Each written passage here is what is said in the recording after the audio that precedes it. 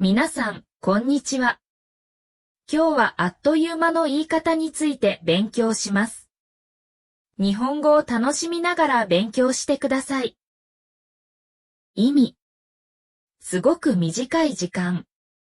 一瞬の間。例。1、あっという間に食べてしまった。一瞬で食べてしまった。2、あっという間に亡くなった。一瞬で亡くなった。3、あっという間の5日間だった。すごく短く感じる5日間だった。4、春休みはあっという間に終わってしまった。春休みは一瞬の間に終わってしまった。5、楽しい時間はあっという間に過ぎてしまうものだ。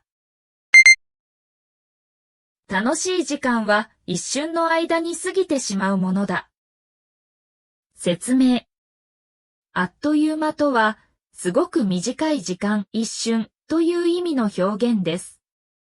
時間がすごく短いと言いたいときや、時間がすごく早く経過してしまったと感じたときに使います。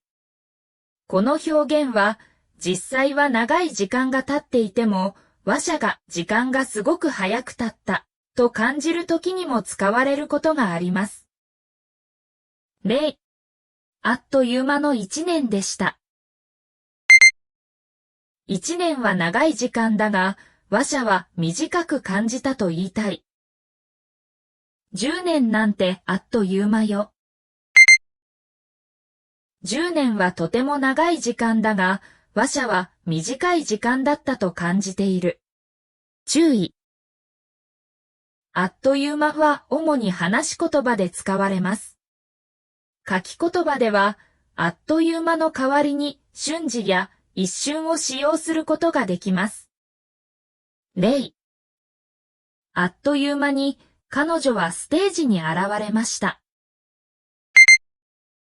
一瞬で彼女はステージに現れました。